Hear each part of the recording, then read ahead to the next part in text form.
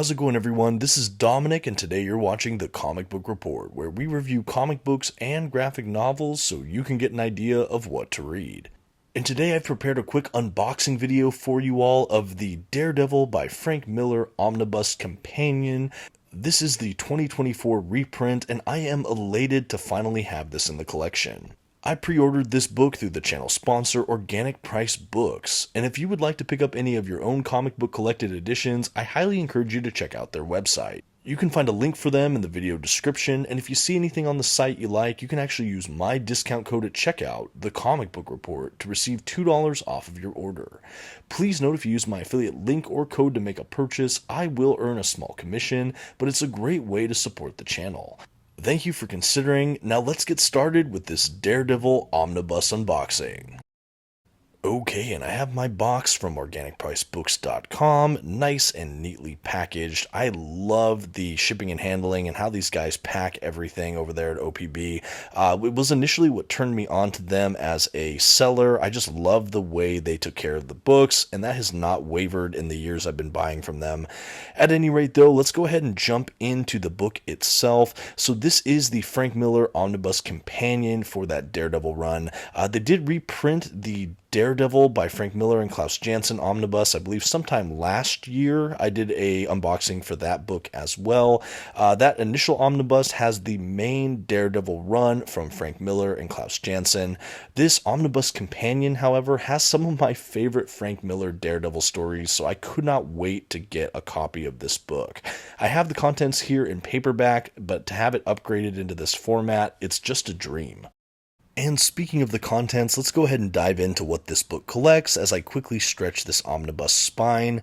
So this omnibus in my hands here collects Peter Parker, The Spectacular Spider-Man, issues 27 and 28, Daredevil, issue 219, and 226 through 233, along with Daredevil, The Man Without Fear, issues 1 through 5, and finally Daredevil, Love and War, which is a standalone graphic novel. The omnibus has nice glossy print paper stock, a sewn binding, and a total of 608 pages. And while I finish the stretches here, if you're enjoying this video and you've yet to subscribe to the channel, I would just like to invite you to do so. I'm always doing unboxings, comic book reviews, comic list videos, live streaming, and more. Thank you for considering. Now let's keep this video going. Okay, and here's our first look at the front cover of the dust jacket. I will note right now too, I have the direct market or DM cover for this omnibus reprint. I'll go ahead and throw up a thumbnail of the standard edition cover that you can find for this book as well, so that way you can compare and ensure you buy the cover you prefer. As we begin to transition to the spine of this omnibus, this is where I'll note there are quite a bit of differences between this spine and the rest of the Marvel Omnibus line. Almost every other Marvel Omnibus has that nice red Marvel Omnibus logo at the top of the spine.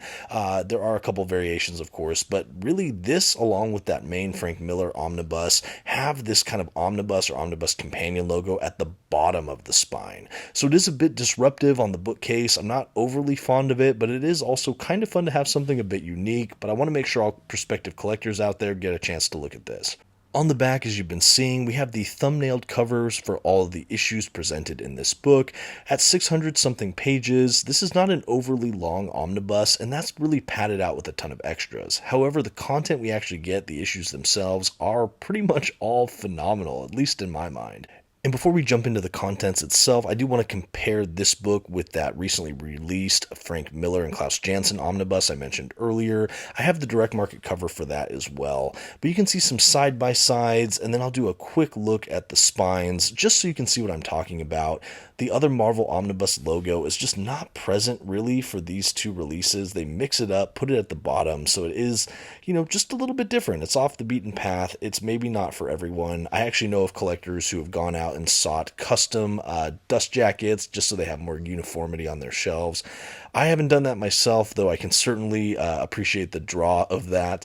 I think the spine still looks really nice. We have a lot of black and red, similar to the Frank Miller omnibus proper, other than the colors are inversed for this companion omnibus. But yeah, I still think it looks striking. I like to have it as the 2-volume set. This was really a collector goal of mine, so I am excited that Marvel decided to reprint. And now I do want to go ahead and do one final moment on the dust jacket we have here. This time I'll look quickly at the interior flaps. I'll open everything up so you can get all of the dust jacket at a glance, see it all one more time in detail. I should say as well that the direct market and standard edition might have a different little picture at the bottom of the spine as well. Like I said, my dust jacket is for the direct market cover. After that, we'll go ahead and transition to the under the dust jacket artwork they have printed on the hardback book itself on the omnibus.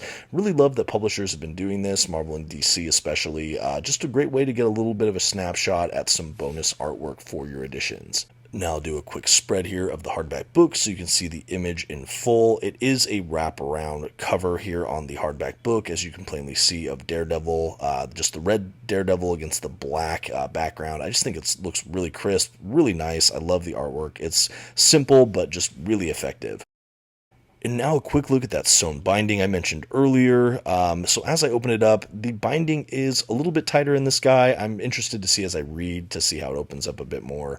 We do have a little bit of gutter loss in the collection that I'm seeing, but nothing too critical. You know, it's about what I expect for an omnibus of this kind, but just want to make sure everyone can see it so you can get an idea of what these collections do as far as the binding. Okay, now that that's all out of the way, we can jump into the book proper. We have some beautiful red end pages. We have a cool little black, white text intro, title page, publication information. And then we do have a full table of contents, which I love seeing. I love how everything's mapped and indexed. It's just a great way to keep track on where we're at with this book. It's really easy to reread based on certain points. And then we are given an introduction from Ralph Macchio, who I believe was a Marvel editor at the time. He speaks a little bit about the legacy of Frank Miller, and particularly when he came back to do most of the contents of this book after his run proper. Reading this introduction, it was one of the first times I really sat down with it, and I loved it. It was a great intro and perfect primer to then dive into this book. The excitement was so real for me, and I really enjoyed it.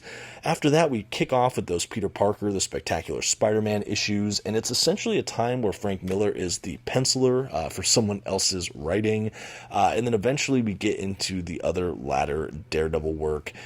We go from those Peter Parker issues straight into more straight Daredevil titles. Before long, we're right at that Daredevil Born Again story arc, which is one of my favorite. And for the purposes of today's video, we're doing just kind of a quick flip through. You'll see a little bit of things here. I'll try not to spoil too much.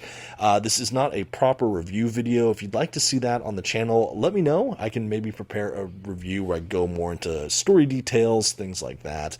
But for the purposes of this unboxing, I just want you to have kind of a sampler, get a feel for this book, and try to decide if it's right for you. I know it certainly is for me. But back to the Born Again story arc. At the time of this recording, there is a upcoming Daredevil Disney Plus show that's supposed to be titled Daredevil Born Again, and that's easily lifted from one of the most prolific stories here.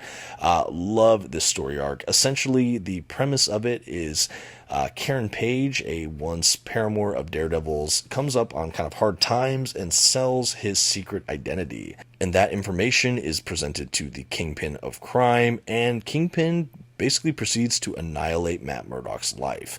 And that is essentially the story of Born Again. There is so much more to that. There are so many twists and turns, but that is the setup, and it is an electrifying story. I really, really love it, and I'm so happy to have it in this wonderful, oversized format. After Born Again, we basically jump to the graphic novel Daredevil, Love and War. This was written by Frank Miller and illustrated by Bill Sienkiewicz.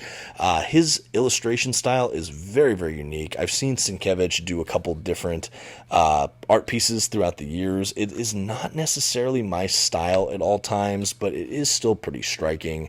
It has this kind of painted, more realistic look to it. There is some kind of impressionism here and there, but it's just moody, deeply atmospheric, and it's another fun kind of Kingpin interaction. If you've never read Love and War, it is definitely a Frank Miller Daredevil gem that I think is often kind of overlooked in his entire bibliography, but it is fun. I'm so happy it's included here. I think it's another fantastic addition to the collection. Rounding out the book's issues, we have the miniseries Daredevil, The Man Without Fear by, of course, Frank Miller, and illustrated by John Romita Jr. This is the definitive Daredevil origin story in my mind. He successfully revamped, modernized, and retconned where appropriate the Daredevil origin we had presented in Daredevil issue 1 all those years ago from Stan Lee. And I just love this. This really incorporates some of Frank Miller's elements he added to the Daredevil Daredevil mythos, like Elektra, like his kind of mentor Stick, and some of those elements. And it's just really interesting and great. To me, I put this easily on the same shelf, shoulder to shoulder with something like Batman Year One. If I had to grade both books, maybe I give a little bit of edge to Batman Year One, but this is still such a striking and wonderful work.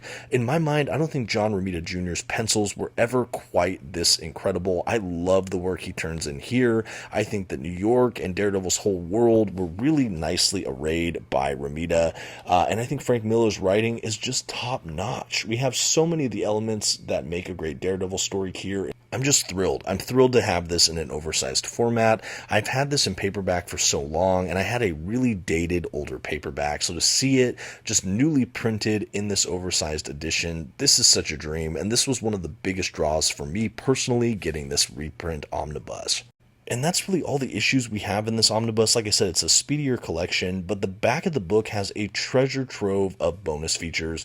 We have several very cool kind of Virgin cover art. We have other art galleries, kind of some behind the scenes images or sketch work. We have a really giant collection of like scripting and kind of outlines from Frank Miller, which if you're a fan of kind of the background information of how a lot of these books are made, or kind of the different stages of crafting these comics, honestly, it's a great way to see kind of how it's all made, how it was put together. I know for me, the historicity of a lot of these books, this is just a real treat to see kind of how it was all made. Really love that we had a healthy amount of extras with this omnibus. I kind of expected we'd have a bit, but there was even more than I initially thought, especially all of these kind of script outline pages. I can't wait to comb over these a little bit more in the future. But that's really your Daredevil by Frank Miller Omnibus Companion. Like I said, between this and the Frank Miller and Klaus Janson omnibus, this is the definitive Frank Miller Daredevil experience.